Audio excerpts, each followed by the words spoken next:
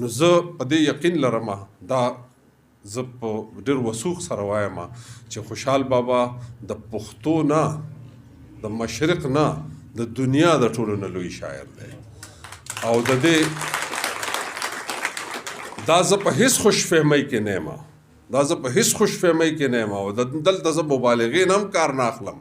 د خوشحال بابا کلام د دې ګواه دی چې مونږ دغه راواخلو او د دور وګورو د ده نه مخکې دورونه وګورو نو هیڅ چا د دغه معیار فکر د دغه معیار هنر د دغه معیار جذبه د دغه معیار روحانیت د دغه معیار سیاست نه دی لیدلی چې زما په ذهن کې چې کم خیال کم تصور د بابا پروت دی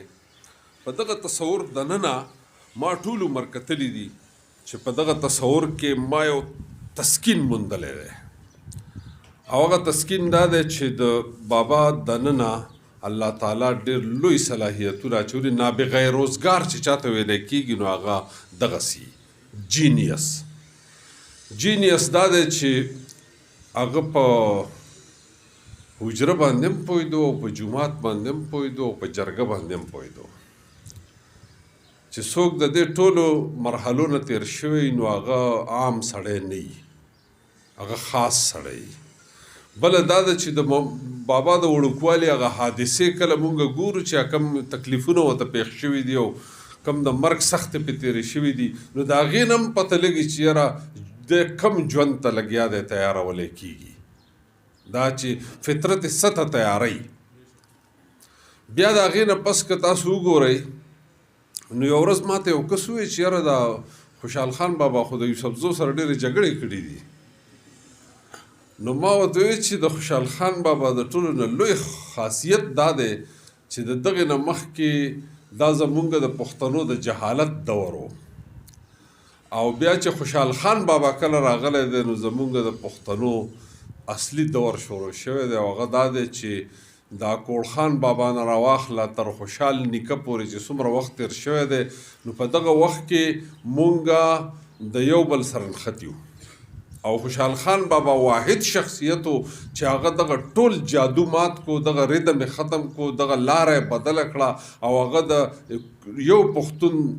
आवाज اوچت کو درست پښتون له قندهار تر اټکه سره یو د ننګ په کار پټ و اشکار او چې کله بابا د افغان په ننګ باندې توره وتړله نو زمونږ ټولې مسلې حل شوې بیا یو ځل یو شاګرد ما نه تپوس وکړو چې یاره دا خوشحال خان بابا لوی دی که دا رحمان بابا لوی دی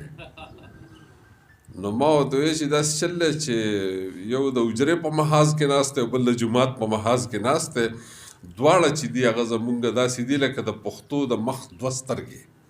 په دې کې وړه غټه نشته اب خپل خپل ځای باندې اهمیت لري خو خوشحال زمونږ یو داسې شخصیت دی تاسو دا ذهن کې ساتئ لکه چې کله تاسو یو ښار ته لاړ شئ د ټولو نه غټ بلډینګ پکې کوم یو وي نو د لرې نه ښکاري د هر ځای نه ښکاري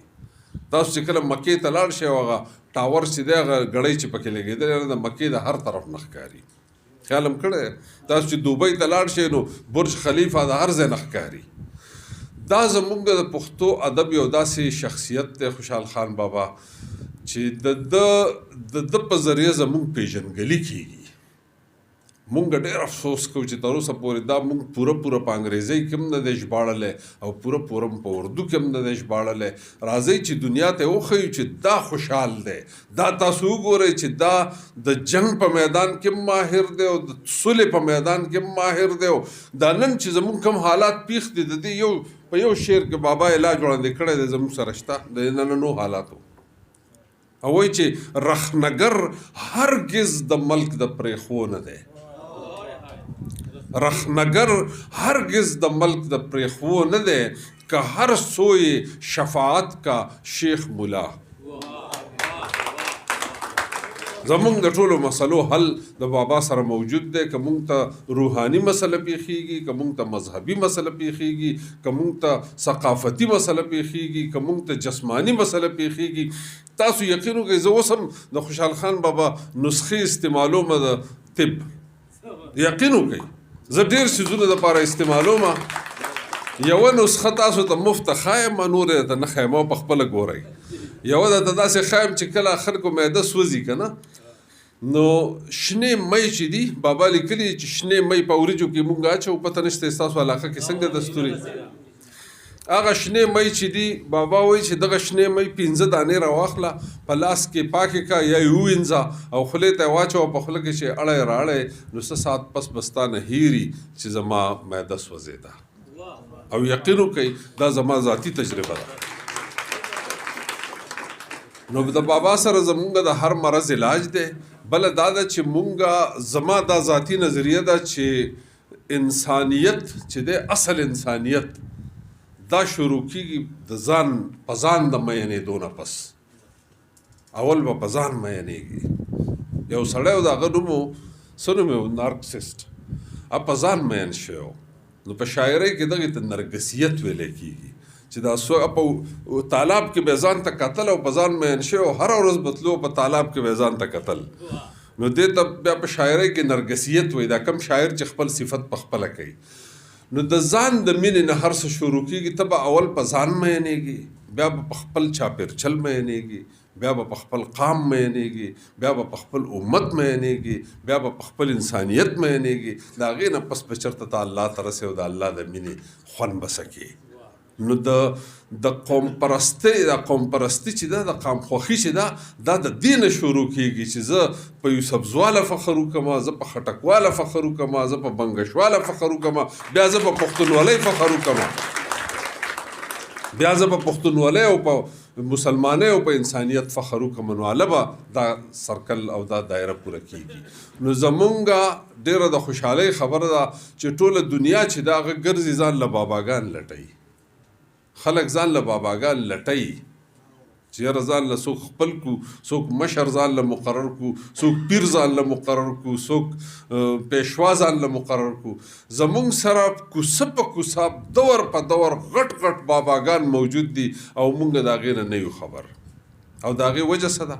وجه دا ده چې مونږ ته په نصاب کې نه ښودلی کېږي کومه ژبه چې ترقي کوي نو د هغې راز دا دی چې اول به په نصاب کې په عدالت کې په میډیا کې او په مارکیټ کې په بازار کې به دا ژبه موجودي نو هله به دا ترقي کوي سره د لیک لوست مونږه افسوس کوو چې زمونږ د ژبه مونږ چې پردۍ ژبه وایو نو په پردۍ ژبه کې مونږه پردی تهذیب وایو پردی ثقافت وایو پردی مذهب وایو پردي روایات وایو پردي اتلان وایو او چې خپله ژبه نه وایو نو دا خپل دا ټول هر سره نه پاتې کېږي مونږ د مسلمان په حیثیت باندې صلاح الدین ایوبي پیژنو مونږ طارق بن زیاد پیژنو که نه پیژنو سلطان ټیپو پیژنو دا ټول مونږ پیژنو ټول مسلمانان غټ غټ خلک چې کم تیر شوي دي پیژنو خو مونږ ته دا پته نشته چې خوشحال خان بابا څوک و په یقین سره وایم پیر روخان څوک و فقیر اے پی څوک و حاجي صاحب ترنګزی څوک و باچا خان څوک و مونږ ته دا پته نشته ملک احمد څوک و او زمونږ نیکونو 400 کاله په هندوستان حکومت کړی 400 کاله هغې کې دا څومره خلجان چې ورته دي ووایي دا د پښتنو غلجان دي غلجۍ قبیله ده څومره چې درانیان دي څومره چې د هغې نه پس لودیان دي څومره چې دا نور دي غوریان دي دا ټول چې دي دا پښتانه دي دا زمونږ عزیزان او زمونږ نیکونه دي خو مونږ چې نصاب کله ګورو نو په نصاب کې مونږ ته بابر مسلمان ښکاري او ابراهیم لودي راته کافر ښکاري داسې راته ښودلی شوی دی نو دا افسوس دی چې مونږ خپله ژبه نه دی ویلې خپل ثقافت هم نه دی ویلې د ځانه ناخبره یو نو دا ټیک ده چې مونږ به د مسلمانۍ دپاره هم کار کوو مونږ به د پاکستانیت دپاره هم کار کوو خو مونږ به اول کار د پښتونولۍ دپاره کوو زمونږ اصل مقصد دا دی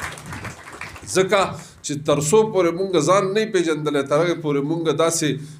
مارغان یو لکه سیلی چې مارغه راغستی کلی د غره سره وجنګوي کلی د ونې سره وجنګوي نو مونږ بیا دغه مسګایډډ میزایل یو چې په چا ورغلو که په ځان خلاص شو که په بل چا ورغلو نو زه عرض لرم او هغه دا دی چې زمونږ د بابا تعلیمات چې کوم دي لکه بابا هغه وخت کې د پښتو شمله اوچته ساتلې د هغه وخت کې د پښتو خدمت کړی چې دنه مخکې هیڅ چا هم دغسې جذبات نه لرل بابا وایي په پښتو شعر چې ما علم بلند کو په پښتو شعر چې ما علم بلند کو د خبرو ملک میں فتح پسمند کو په وخت کې به شعرونو ته خبرې ویلې خبرې په پښتو شعر چې ما علم بلند کو د خبرو ملک میں فتح پسمند کو د مرزا دیوان مې ومنډو په ګوډي مسخره مې ارزانی خشکی زمند کړو قتلمې مې ورته ساز کړې د قندو د وربشو په ډوډۍ چې چا شخون کړو او چا زما مړوند ټینګ نه کو په دا کار کې ما د هر یو نخلاص په زور مړوند کو چا زما مړوند ټینګ نه کو په دا کار کې ما د هر یو نخلاص په زور مړوند کو داغه وخت چې په دغه وخت کې په چا کې اړو د قوم ولی او د پښتونولۍ هغه جذبه نشته او دا په بابا کې شته بابا بنیاد یې خوده دی او داسې بنیاد یې ښه دی چې که حمزه عمارت جوړی او که مونږ په دې دور کې څه کوو جوړو او لګیا یو د پښتونولۍ خبرې کوو نو د هغې بنیاد خوشحال خان بابا دی خوشحال خان بابا د قومیت بنیادونه ایښي دي او هغه بنیادونو باندې اوس زمونږ ټول هر څه ولاړ دي د ده نه مخکې هم چې کله د پښتونخوا ریاست په 1500 کې جوړ شو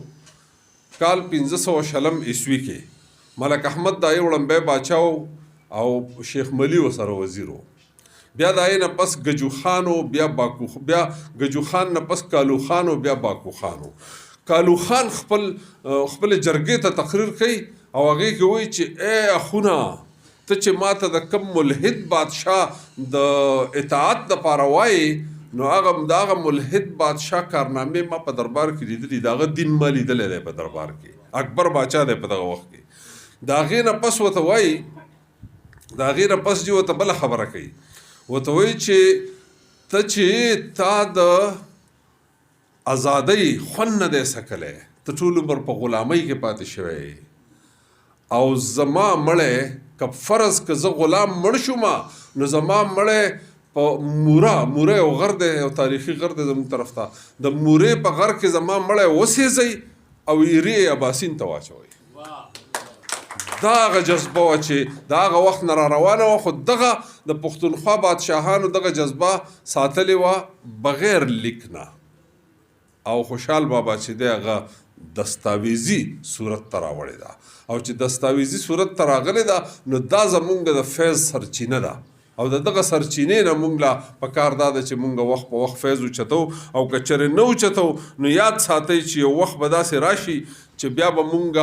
خپل مشران او خپل اتلان نه پیژنو بیا به مونږ ته دا پته نه شخصیتونه په مونږ کې نه پیدا کیږي ځکه چې مونږ خوشحال نیکه غوندې شخصیت چې دی هغه دنیا ته ونه ښیو چې دنیا ته زده کړه وکړي تاسو یقین وکړئ که زمونږ دا شاعري مونږ وګورو ما یو ځل د انګریزۍ یو قول کتو د خوشحال بابا د شعر نه اخیستی شوی دی او مونږ ته اړو پته نشته هغې وایي چې فسټ نه جي when wealth is lost, nothing is lost. When health is lost, something is lost. When character is lost, everything is lost. سر دی درومی مال دی درومی پت دی نزی سر دی درومی مال دی درومی پت دی نزی د سړی د چارې کل خوبی په پت ده دا د خوشحال بابا د شعر ترجمه ده دغسې مونږ چې ګورو د علامه اقبال په شاعرۍ کې د رس خبره وشوه علامه اقبال چې دی هغه خوشحال بابا ته شاعر افغان شناس وایي یعنی یو داسې شاعر چې د افغانانو په رنځونو په مرضونو په خامو کمو په کامیابو په کارنامو پوه دی نو د دغې شخصیت په پیژندو باندې مونږ خوشحال پیژندلی دی یعنی علامه اقبال د علامه اقبال نه مخکې چې کوم فرنګیانو ډاکټر میکنزي او میجر راورټي وو او یو بل انګریز و هغې د بابا ترجمې کړې وې د هغې نه اقبال اثر واغستو او هغه داسې حد ته ورسېدو چې تر ننه مونږ ګورو چې د وړمبی پی ایچ ډي چې ذکر ملګري وکړو چې یاره بیګم خدیجه فیروز الدین مو وایې خدیجه فیروز الدین وایې نو هغې وړمبی پی ایچ ډي د علامه اقبال په وینا کړې وه نو مونږ باندې خوشحال چې دی هغه علامه اقبال پیژندلی دی مونږ ته ښودلی دی د هغه د زرو په قدر وایي زرګر پوهېږي نو د هغې په وجه بیا ورو خلک خبر شو هغه فرنګیانو په اقبال باندې پیژندلی دی اقبال بیا په مونږ پیژندلی دی نو زه په دې یقین لرم دا زه په ډېر وثوق سره وایم چې خوشحال بابا د پښتو نه د مشرق نه د دنیا د ټولو نه لوی شاعر دی او د دې دا زه په هیڅ خوش فهمۍ کې نه یم دا زه په هیڅ خوشفهمۍ کې نه یم او دلته زه مبالغې نه هم کار نه اخلم. د خوشحال بابا کلام د دې ګواه دی چې مونږ دغه راواخلو او د ده دور وګورو، د ده نه مخکې دورونه وګورو، نو هیڅ چا د دغه معیار فکر، د دغه معیار هنر، د دغه معیار جذبه، د دغه معیار روحانیت، د دغه معیار سیاست نه دی لیدلی. نو زه ګڼم چې خوشحال زمونږ یو داسې شخصیت دی، یو داسې هستی ده چې دا هستی نه یوازې د پښتنو ده، دا نه یوازې د یو سیمې ده، دا نه یوازې د مسلمانانو ده، دا د ټولو انسانانو ده او د دې نه ټولو انسانانو له فایده اوچتول پکار دي، ځکه چې د هغه په شاعرۍ کې کم حکمت او کومه فلسفه ده، دا فلسفه د ده نه مخکې په شاعرانو کې نشته. او نن هم زه ډېر په وثوق سره دا وایم چې د فکر په لحاظ باندې موږ د خوشحال نه مخکې نه یو تللي. فني لحاظ کې موږ تجربې کړي، خو د فکر په لحاظ باندې خوشحال زموږ په بنیادونو کې پروت دی او د پښتو ژبې او ادب بنیادونه ځکه مضبوط دي چې په دې کې خوشحال پروت دی. الله دې وکړي چې موږ د خوشحال بابا په وینا باندې او د هغې په افکارو باندې عمل وکړی شو او دغسې هر کال موږ په ټیري کې دا جشن ورځ په ورځ غټو او بیا داسې شي چې دا 2-3 ورځې رواني، نو ډېر خوند به وکړي انشاءالله. ډېره مننه. زه ستاسو ته یو څو شعرونه وایم نو بیا اجازت اخلم.